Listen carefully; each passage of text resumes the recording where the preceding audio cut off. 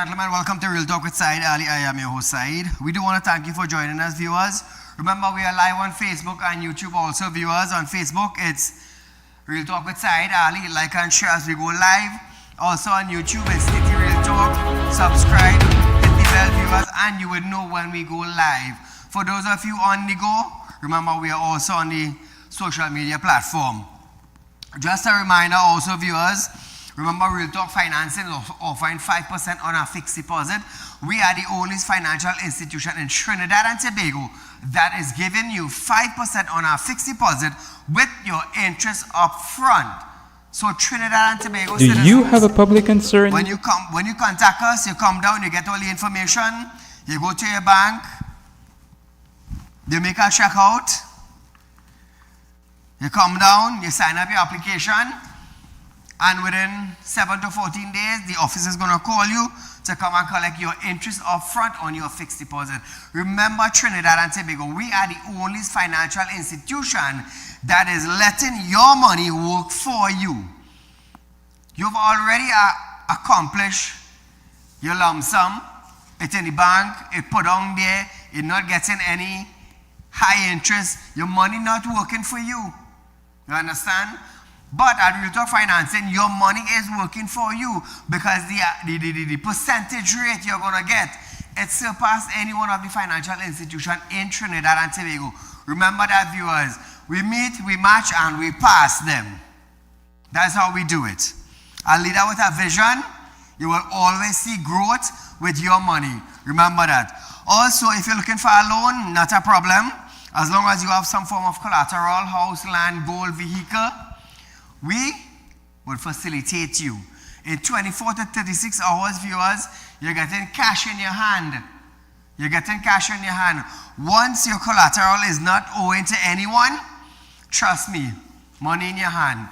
You like to borrow, we like to lend. We like to put a smile on your face. So remember that. So as we start off our program tonight, viewers, Senator the Honorable Wade Mark, President of the Senate, was sworn in on Friday today as acting President of the Republic of Trinidad and Tobago by the Honorable Chief Justice Mr. Ivor Archie. The swearing-in ceremony took place at the Office of the President, Circular Road, St. Anne's. The acting President assumed the duties of Her Excellency Christine Carla Kangaloo, President of the Republic of Trinidad and Tobago, who left the jurisdiction earlier today. Ahead of today's swearing in, Her Excellency met with Senator the Honorable Wade Mark on Tuesday, 27th of May, 2025 at the President's house. So viewers, we want to congratulate the acting President Wade Mark. He has been in the President's seats before. So we want to wish him all the best in the coming years. Beaten, bloodied, and left on the floor was the unfortunate and tragic outcome of a Port of Spain Southeast secondary school student earlier this week. The Form 5 victim is currently warded at the hospital after being viciously attacked by 3 schoolmates in a planned and filmed assault. The incident occurred on Tuesday inside the school's bathroom. The teenager suffered a fractured nose, a broken tooth, blood clot in the eyes, and other injuries to her body during the brutal beating. Video footage of the incident shows the 3 girls cornering and ambushing the victim in what appears to have been a premeditated attack. One of the attackers delivered 2 forceful kicks to the victim's face, leaving her bleeding from the nose and mouth. Clumps of her hair, was seen scattered on the floor as she lay on the ground injured. The other student eventually carried the battered girl out of the washroom. On Wednesday, the 3 suspects and their parents were summoned to a meeting at the school. All 3 girls are now facing suspension. So Trinidad and Tobago. Trinidad and Tobago. A planned, premeditated, and filmed incident occurred. How is the Ministry of Education going to deal with this? Don't tell me the child is too young to be punished. Don't tell me the child cannot be prosecuted because she's underage. Don't tell me that there are children dressed in school. It appears to be a planned and filmed attack. So how is the ministry going to deal with this? 238-6716. That is the number to call viewers. So, with this incident that took place, Prime Minister of Trinidad and Tobago and her cabinet through the Ministry of Education. Listen to this. Suspension will no longer be the end result of students caught in school violence or assaulting another student. Would these 3 students be expelled? The statement comes after Prime Minister Kamala Persad-Bissessar, who expressed her frustration with the overwhelming number of school violence cases during a post-cabinet briefing at the Red House in Port of Spain on Tuesday. How would Gatsby Dolly deal with this? How would she? 3 girls went into the bathroom and cornered this individual and attacked her viciously. Broken nose, blood clot, bruises. Hair could be seen on the ground where the victim was attacked.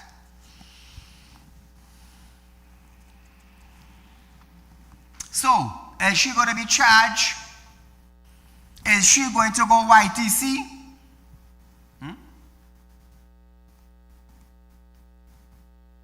How is the Ministry of Education going to deal with this? Listen to this, She announced that a zero tolerance effort must be put in place. Kamala.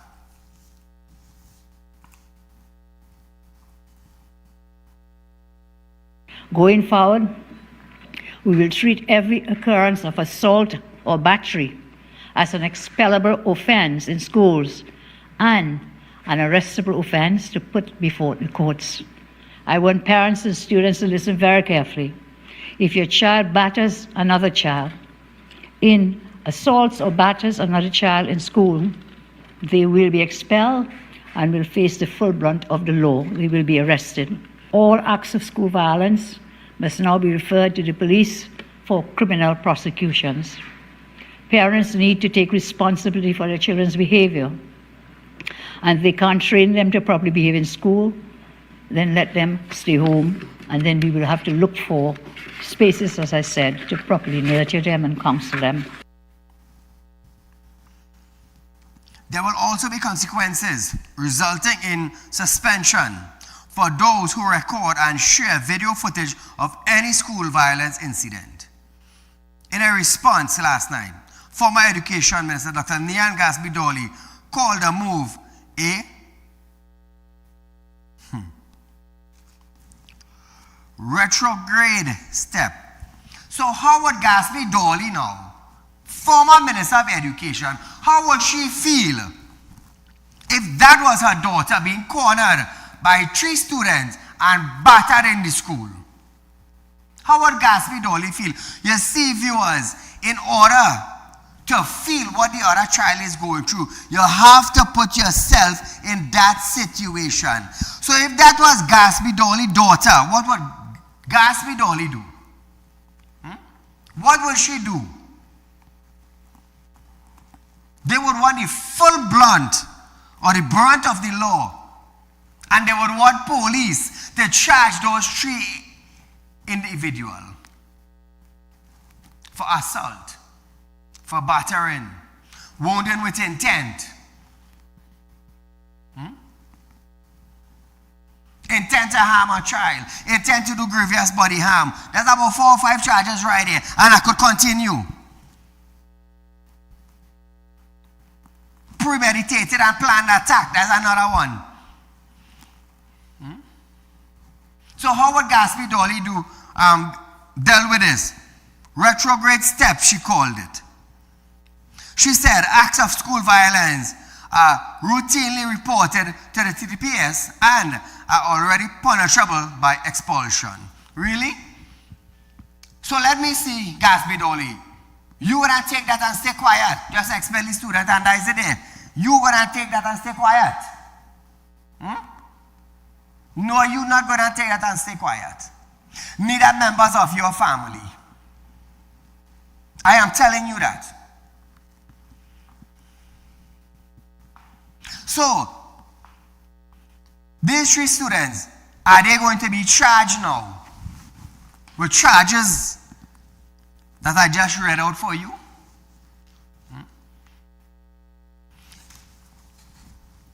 You plan your thing. You went into the washroom. You batter her. You flame her. And you leave her on the floor.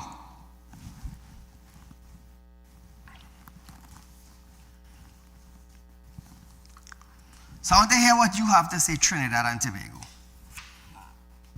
I want to hear what you have to say. Not exempting parents.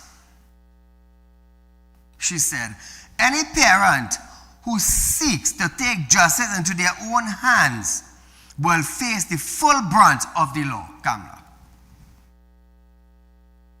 If any parent or student assaults or threatens a principal or a teacher, that child will be expelled. Assault, threats, battery. The child will be facing expellable charges. We are fed up of seeing our principals and teachers abused and threatened by both students and the parents of some students. We will enforce expulsion rules to the maximum.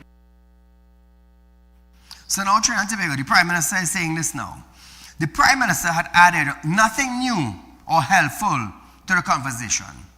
She also said that school violence problem in Trinidad and Tobago transcend ministers, Prime Minister, or political party. In the end, Dolly stated that locking up children cannot be the solution. Well, who tell them to fight? Who tell them to fight, Gatsby Dolly? They batter somebody children, they get 14 days home, they come back in school now to bully and batter somebody else's children. You're going to school to learn how to fight. So my thing is, let me tell you, go home one time. Don't come in our school to look for fight, to batter somebody else's children. Because not too long, something going to happen to that child. Because I telling you something personally, you know. I work in 16, 17 hours a day to send my daughter to school. And some wayward, daycare child want to come and beat up my daughter? Dresso? Really? You see me? I just do things different.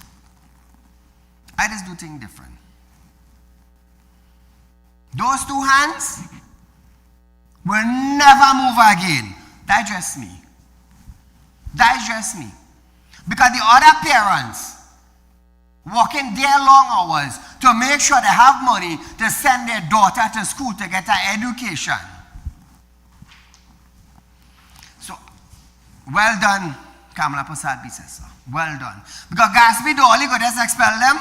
Not expel, suspend them for 14 days. You go back to school, you look for somebody else's children to batter.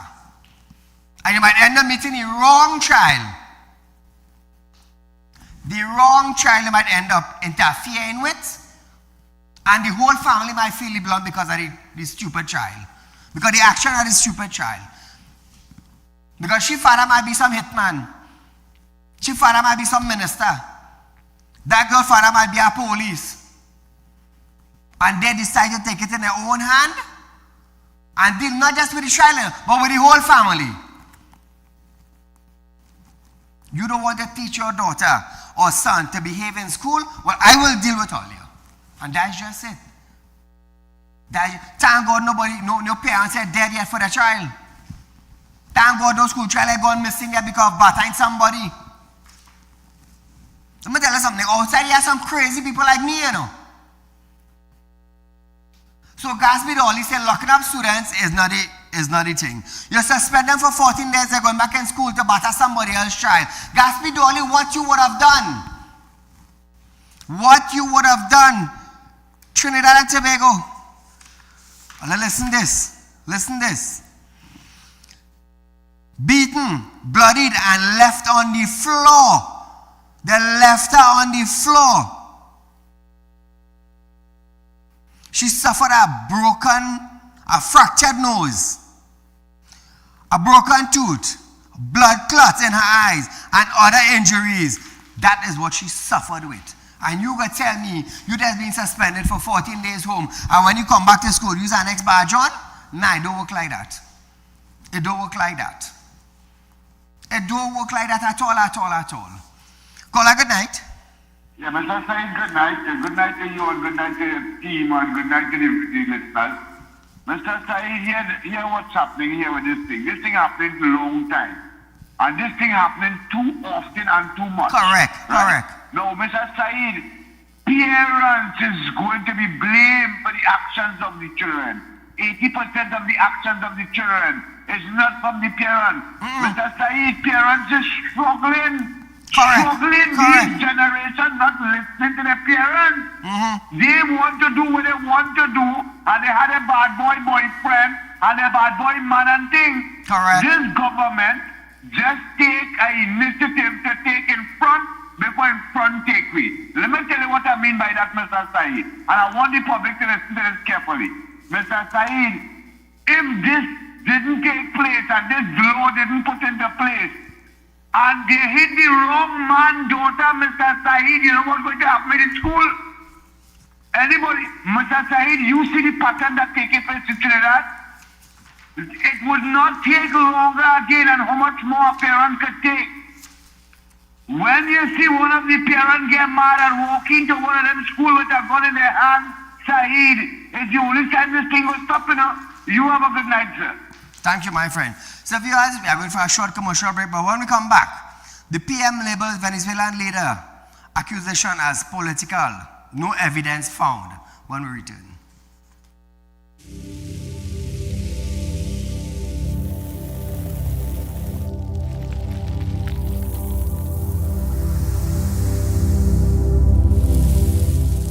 We'll be right back. When life throws you a curveball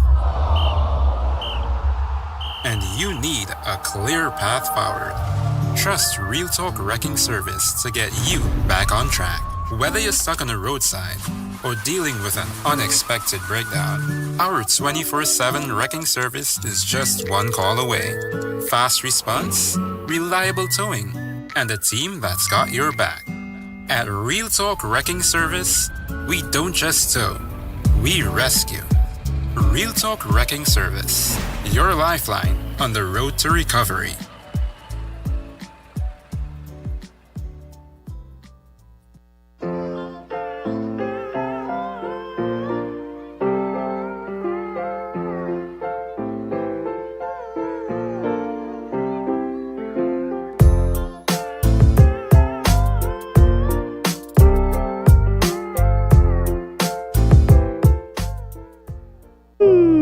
Tired of wasting precious time at the bank applying for a loan, only to be denied? We understand your frustration. Here at Real Talk Group of Companies, we take a different approach. Contact Saeed, Managing Director of Real Talk Group of Companies and licensed moneylender at 238-6716, 242-7690 or 339-1670. Feel free to visit our office at number 14 Carney Savannah Road, Chaguanas, or number 132 Superior Road, Victoria Village, San Fernando.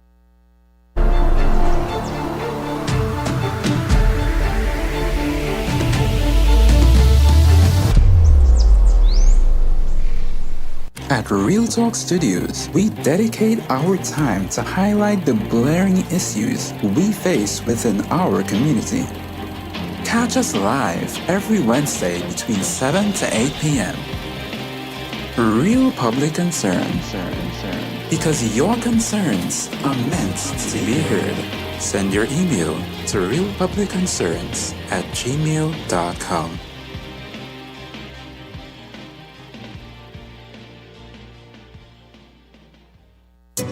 Real Talk Financing is offering you 5% on a fixed deposit for 5 years and over with upfront interest. Contact our central office at 238-6716 or our San Fernando office at 242-9944. You don't want to miss this great opportunity. Invest today and watch your investment work for you.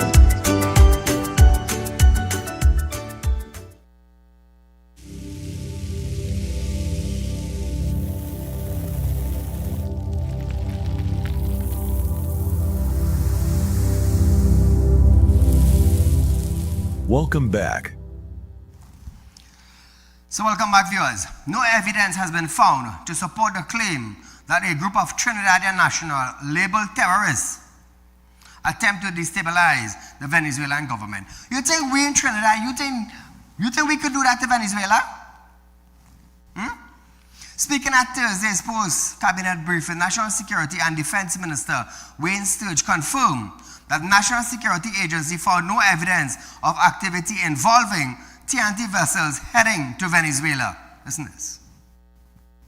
When we received the reports yesterday, I spoke with the Chief of Defense Staff, Vice Marshal Daryl Daniel, and he gave me the assurance that the radars did not pick up any such activity, and that quite apart from the radars, there was no evidence to substantiate the claims made by the Venezuelan government at this time. As of now, we understand that they've provided a name of who they claim is a Trinidadian national.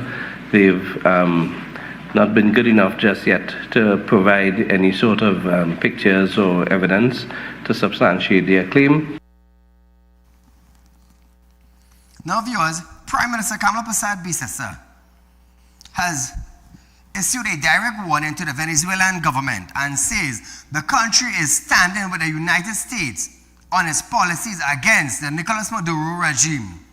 Kamala. I want to make it very clear to the Venezuelan government and officials that they can do whatever they want on Venezuelan territory, but they cannot come here. TNT territory is off limits to them. If Mr. Cabello's comments are a veiled threat to enter TNT territory, they should reconsider any such intention. The fact is that as a responsible government, we have to take all threats against any incursion into our territory seriously. No amount of rhetoric from the Maduro government will drive any wedge between this UNC-led government and the US government. We stand solidly with the American government on the issues concerning Venezuela. That will not change. Ms. Bissessar has labeled the threat as politically motivated and warned that unauthorized crossing would not be tolerated. I will speak to Minister of Defense and the Attorney General to seek advice on protections for our Coast Guard, to use deadly force on any unidentified vessel entering TT waters from Venezuela, smuggling military able-bodied men and women.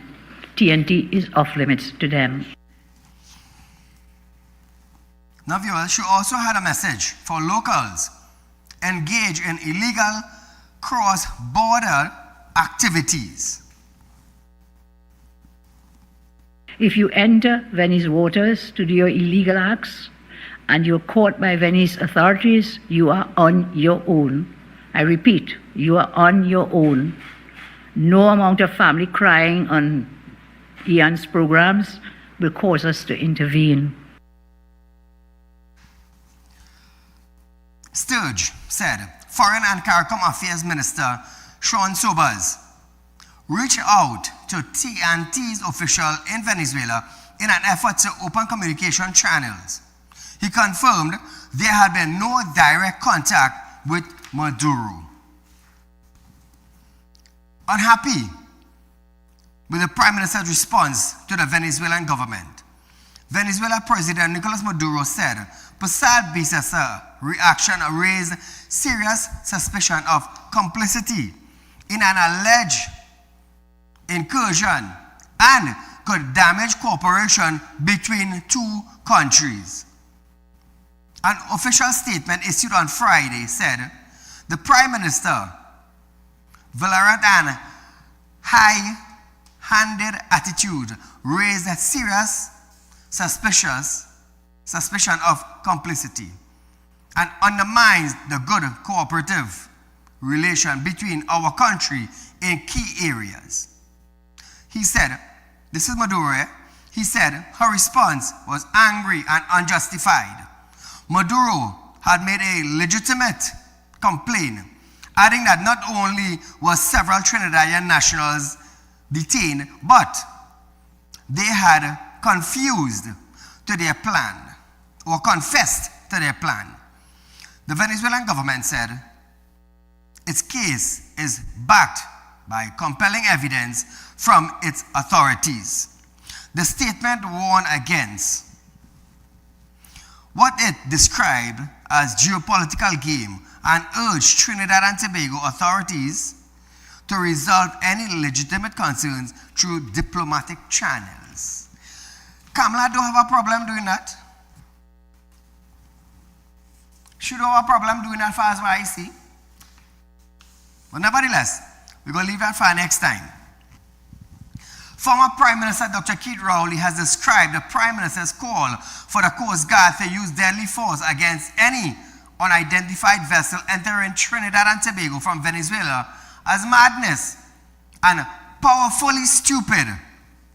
In a Facebook post, Dr. Rowley said, I throw down a deadly force gruntled to Venezuela can only be viewed as powerful, stupid, and an unnecessary burden of bridges with a friendly neighbor. Dr. Rowley added, the fact that TNT has no information about insurgents using our territory against another is no base to be so dismissive from any allegations made by any of our neighbors. He added, not only it is vital, Dragon Deal declared dead by the PM, but we also now declare Venezuela a hostile nation against whom we have authorized the use of deadly force. Forces in situation that we have no information and clearly do not understand. Well, I guess the former Prime Minister understand. I guess he understand that. What is going to happen with our 1 million US that was paid to the government? What is going to happen with that? But nevertheless, meanwhile, former Prime Minister and Energy Minister Stuart Young has advised the government to act responsibly in dealing with the situation. He also called on the government to engage in proper diplomatic communication with Venezuela and to appreciate that as a government, you have to act responsibly. So let me see, we should be dealing with a country that is sanctioned by the US. We took up $1 million of taxpayers' money and give it to Venezuela. What become of that? Just saying. What become of that? So viewers, we are going for a short commercial break, but stay locked on. PM double down on stand your ground laws when we come back.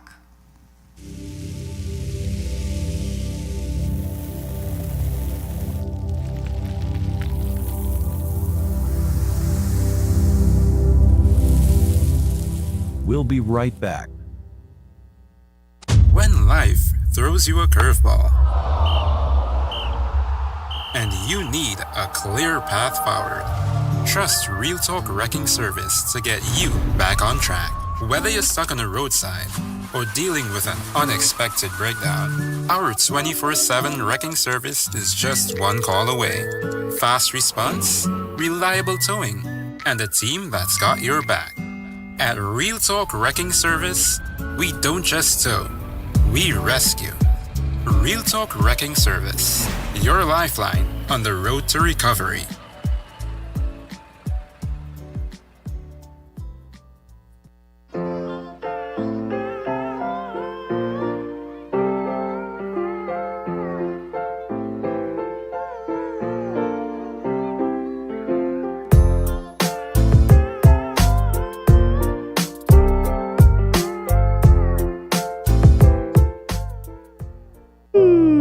Tired of wasting precious time at the bank applying for a loan, only to be denied? We understand your frustration. Here at Real Talk Group of Companies, we take a different approach. Contact Saieed, Managing Director of Real Talk Group of Companies and licensed moneylender at 238-6716, 242-7690 or 339-1670. Feel free to visit our office at number 14 Carney Savannah Road, Chaguanas, or number 132 Superior Road, Victoria Village, San Fernando.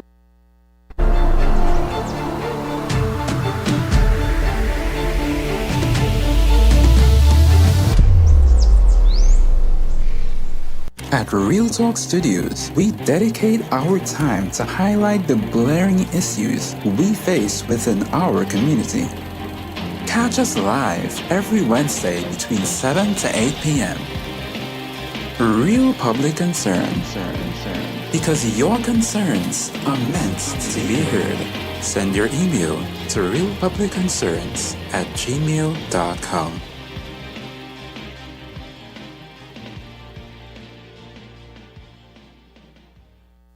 Real Talk Financing is offering you 5% on a fixed deposit for 5 years and over with upfront interest. Contact our central office at 238-6716 or our San Fernando office at 242-9944. You don't want to miss this great opportunity. Invest today and watch your investment work for you.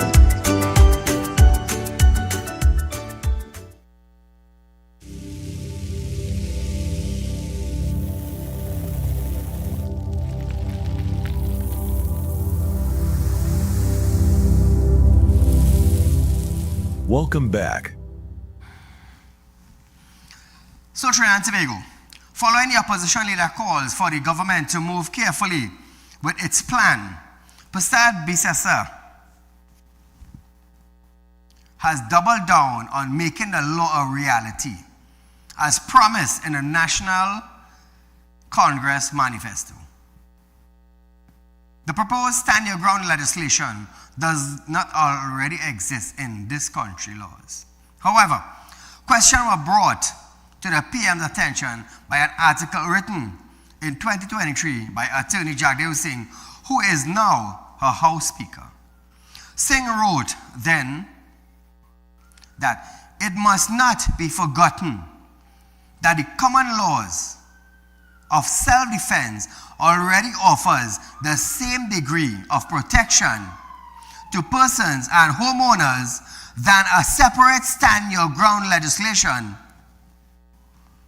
provisions would provide. In short, there is no need for new legislation. However, in response to the article, Prasad Bisesa said that was a wrong interpretation of the law. Listen to Prasad. I respectfully view that that is a wrong interpretation of the law from coming back from the common law. One of the things that that common law has, which will be strengthened, what it says is you do the retreat first. We are saying no, a man is in your house, your wife is threatened, your child is threatened, no. You do what you have to do to defend your family. So that will be a major change from the common law doctrine. Well, he actually said in the article that... I'm sorry? He actually said in the article that existing laws do not say that you need to retreat first if it's in fact self-defense. We may have a different view. Lawyers always have different views. Right. So you may ask him on what basis he did so. So viewers, Legal Affairs Minister Saddam Hussein also explained that what we are doing as a government is putting certainty with respect to the law of self-defense, which is what we are calling stand your ground laws. Listen to this. The author was saying is that the common law defense of self-defense, because it's not in statute, we rely on common law, judge-made law, precedent, cases. It really reflects that the law is not certain. What we are doing as a government is putting certainty with respect to the law of self-defense, which is what we're calling stand your ground law. So if you read the article properly, you'll realize that the author is given an analysis that is not in line with what you are asking. What you're asking is whether or not we are diametrically opposed to the positions. He didn't come to a conclusion that says, well, look, the law provides for stand your ground. He's saying that the current status of the law is that there's use of proportionality, and as the Prime Minister said, retreat. We are saying we're putting the law within the box of four corners so that if somebody invades your home, you don't have to interpret while they have a gun at your head what is proportional. What we are saying is that you can use the force to destabilize that person to protect yourself, your property, and your family. It's very clear what we're doing. So trying to make you had a little insight of what is expected. She questioned, why should you have to retreat in your own home? The PM declared, do not hesitate and send them straight to the hospital. Well said. Listen to this. I think the ongoing debate on this is very, very healthy, on stand your ground law. It helps people to understand the issues. However, we will go through with stand your ground laws as we promised in our campaign. We will do it. Ask yourselves this: why should you have to retreat in your own home? So that's the old law, you retreat.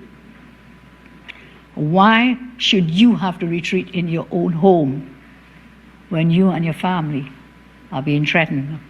Why should you have to decide between defending your family or not defending your family because you're fearful that you will be prosecuted later? There are frivolous arguments about aiming for the criminal's foot and hand and leg and whatever it may be. That is unrealistic in home invasion situations because you're already so terrified that you will be such a marksman that you could aim for the two. So we will bring the stand your ground laws to defend yourself and your families. I say to citizens, stand your ground legislation is passed. If criminals invade your home, stand your ground for your loved ones. Do not hesitate. Send them straight out to the hospital. So what I would advise now is that the Acting Commissioner of Police that we have presently, what I would advise is it's best you start signing off on firearm legislation because you already said you signed off on a few. So as of Monday coming, let your office be busy. Let investigation take place at a swift speed that who have application inside will get it signed off. Because for too many times I have been hearing that homeowners are being prosecuted of wounding a criminal inside their property or shooting a bandit inside their property. Homeowners are being penalized for that. Why do I have to be penalized or punished by a police officer or by the judge because I shoot somebody inside my house who had no authority to be inside my house 1 o'clock in the morning? Or during the day, my gate lock and you jump my fence. So that is why I have always been saying, if you jump my fence, I will kill you. But recently with a little, realistic visions and reality this hit you. So I believe from the beginning of this year, I started saying, when you jump my fence, I will shoot you, yes. But I wouldn't kill you. I will let the dogs do that. So when you're here, the people and them with the body bag come to pick you up, they must pick you up in pieces. I wouldn't do that. The dogs go do that in my yard. You could tell me I work in 17 hours a day to have a nice house and a nice car and a little cash in my pocket and dress good and look good. And because I dressing good and looking good and driving a nice Porsche or something on the road or a Range Rover, you want to jump my fence and take what I have? No, sir, I don't work like that. You want to dress nice? Work hard. Let the fruit of your labor have you looking good. Yes, the fruit of my labor have me looking good with the grace of God. But nevertheless, Kamala Prasad-Bissessar has stated that her cabinet has approved an order under Section 88D for the Motor Vehicle and Road Traffic Amendment Act 2017 to suspend the demerit point system. Kamala. We dealt with and approved the issuance under an order under Section 88D of the Motor Vehicles and Road Traffic Amendment Act to suspend the application of the demerit point system. So yes, we've made the pronouncement, but we have to take the legal measures to make it happen. So we will be issuing that order in due course as it was approved by the Cabinet. Now viewers, there has since been many criticism about the removal of the demerit point system from the opposition and her members. Speaking on other matters, she noted that the further details have been approved for the July-August school repair program. Kamala. Today we also approved further details about the Ministry of Education's July-August 2025 vacation school repair program for schools and other facilities under the Ministry of Education. So Trinidad and Tobago, the merit point system has been approved, it is suspended. It has been approved and it is suspended.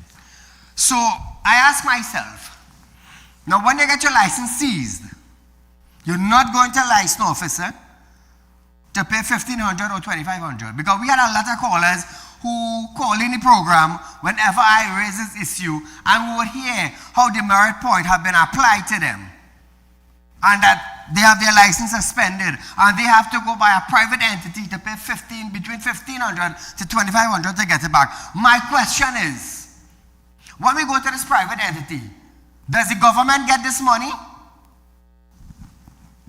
So my thing is now, if this have nothing to do with licensing department, right? And the opposition is so pushing that this private entity continue their jobs. My question, is somebody making money? Now I'm asking a question. The opposition is pushing for the demerit point to stay. Is somebody collecting money to the side of the road? This is what I'm asking. Why didn't they channel it through licensing office?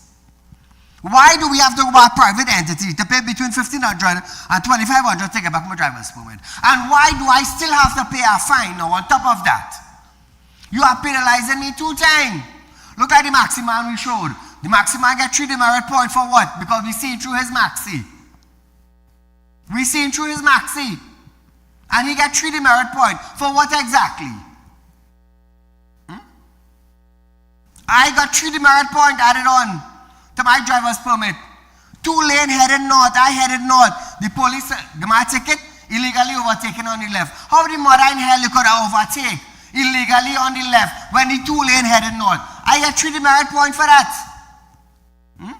So those on the opposite team, how I getting rid now of my demerit point system? License office have no authority and the judge have no authority. So you all trying to tell me as a duncy head, I must just take my 3 demerit point and shut my mouth. No, but it don't work like that. I was an innocent victim and I am using my platform to tell all you how the demerit point system robbing me and robbing the citizens of Trinidad and Tobago. I don't care if the opposition vex, that's their business. They have drivers, they have security details. And I'll tell you something, the demerit point system ain't helping a reckless driver on the road when somebody get an accident. Because you're dead. But nevertheless, moving along. Strap Iron Dealers Association President Alan Ferguson says the association is willing to take care of all the abandoned ships in Trinidad and Tobago water at no cost.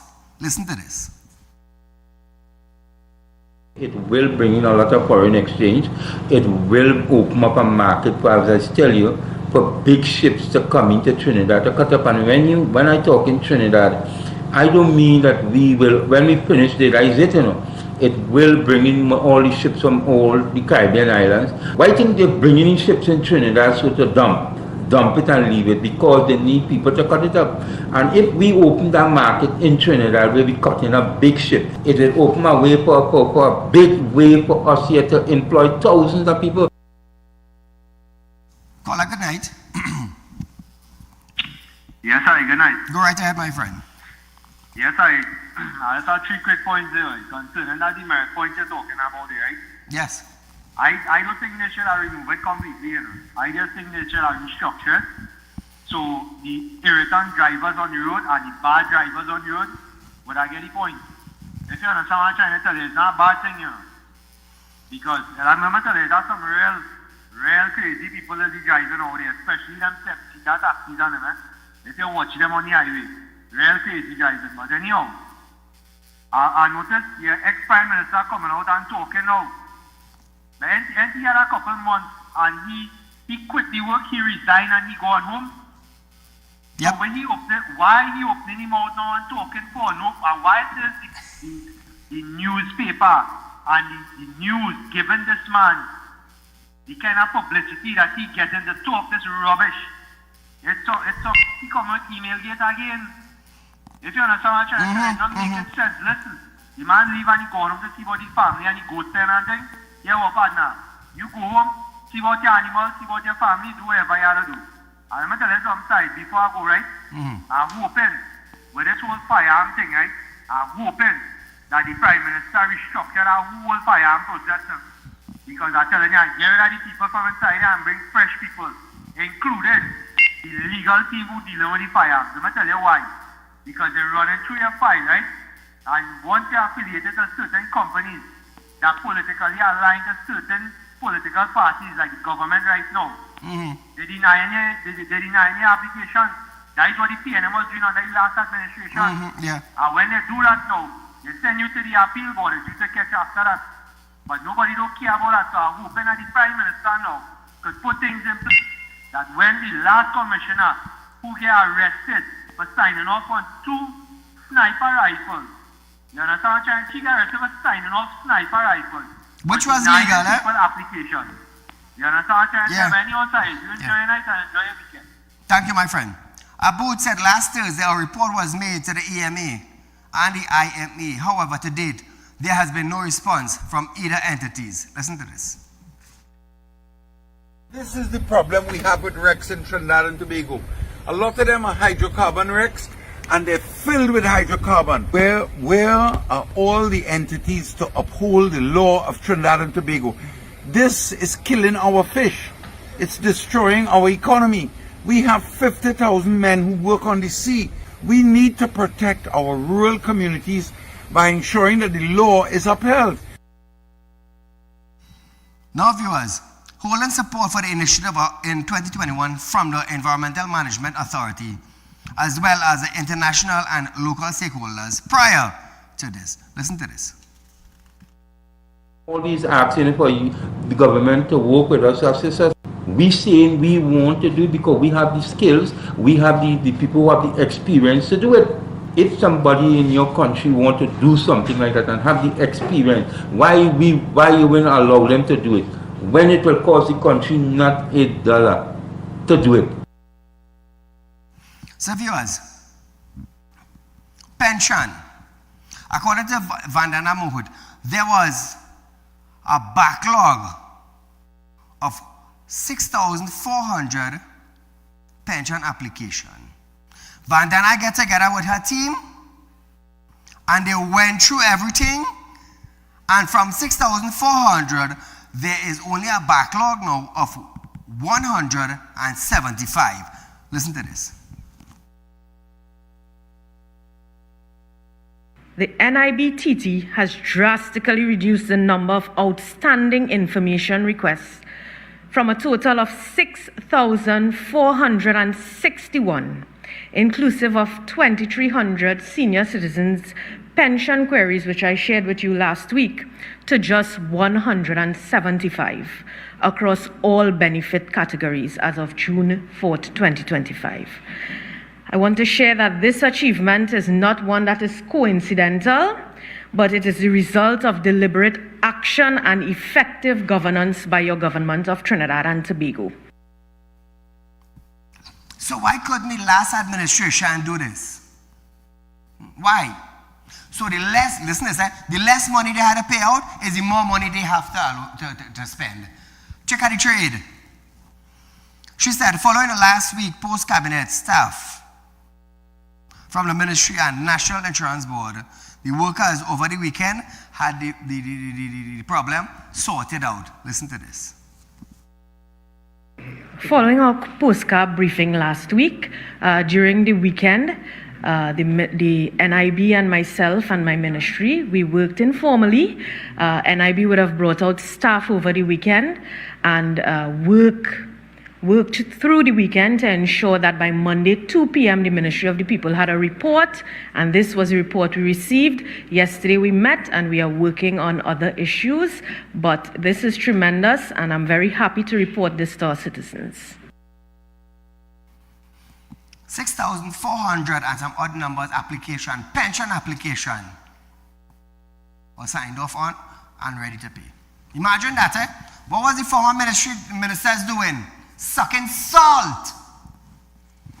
So the less money they had to pay, the more money they had to pay pensioners now, you know what? Wrong that. Leave that right there. Leave everybody pension right there. If they're dead, they're dead. If they live, they live. Nothing for them. We have more money to spend here. Sad how the former administration had their work. Nevertheless, Trinidad and Tobago, all I gonna love this. Prime Minister Kamala Persad-Bissessar have stated that Central Bank Governor Dr. Alvin Hillary is refusing to divulge information on the top users of foreign exchange in this country. Prime Minister was asked when the country cannot expect the report on the foreign exchange cartel, describing trying to get information from the central bank is being like a bed of thorns. She referred to a case in court that the government may have to bring to persuade the country's financial regulator. She said that he also had failed to provide the Auditor General with information in 2024. The PM said that situation was worrying her. Listen to this. There's one like a bed of thorns or pulling teeth. You know, there's a case in court that I think we may have to pursue at this end, that the central bank governor refuses to divulge information. And therefore, this is the same central bank governor who on 2 occasions, I'm segueing way out to another point about him, on 2 occasions with 2 successive Auditor General's reports has failed to provide information to the Auditor General. So remember last year when we had the 2.3 billion missing, it was because the central bank did not release information or allow the auditor to get the accounts to do her work. It's happened again. The Auditor General's report, which will be laid shortly in the Parliament, it has happened again. Now, why did I go off into that? Because that's worrying me. So now Trinidad and Tobago, she said the central bank is using certain provision of the law saying they do not have a duty and that they are not under any obligation to disclose information. Kamala. Yes, to disclose information, and that's the blocker that we are getting, the failure to disclose information using certain provisions of the law, saying they don't have a duty, they are not under any obligation to disclose information. That's where we are getting some difficulty at the moment. So I'll be very honest with you with that. On Trinidad and Tobago, this leads me now to what I'm about to say. $2.3 billion was missing. Clungenberg come out in the parliament and said that it was a check clearance system in central bank that caused the error. Jaiwanti Ramdas, who is the Auditor General for Trinidad and Tobago, she is the one to audit the spending by the government of taxpayers' dollar. So now Hillary is refusing to give information to the Prime Minister. Did Hillary give Jaiwanti Ramdas access to central bank check clearance system that Klong and Burt said was the error that made the mistake with $2.3 billion? To this date, we don't have the answer. To this date. So why now Hillary don't come out and tell Trinidad and Tobago, well, citizens, so and so took place. To this date, the citizens of Trinidad and Tobago do not know what happened to that $2.3 billion, which Jaiwanti Ramdas said that she is having problems getting documents for where money has been spent to this date. So is it that Hillary now is withholding information from the Auditors General, who has to give an account to the public on how the government is spending taxpayers' dollar? Is he the one to be held accountable now for it? So, over the weekend, I'm going to try to get in touch with Mr. Tanku, who is the Minister of Finance, who have a say. And I want to find out what law or what legislation that he can use, being the finance minister, to get information, or if they have to go through the court. Because trust me, if Hillary have to go through the court, Hillary will have to answer to the magistrate as why it is you didn't give Jaiwanti Ramdas access to the check clearance system that caused $2.3 billion to go missing. I wonder how he will sit with that in court. I wonder how. Because he is the individual. He is the individual presently the one who could give the answer to where $2.3 billion is. Yep. It's sad, It's sad. But nevertheless, I'll try to get in touch with the Minister of Finance over the weekend. Viewers, at that time now, I must say good night. Enjoy the weekend. We'll see you on our next live. Until then, good night.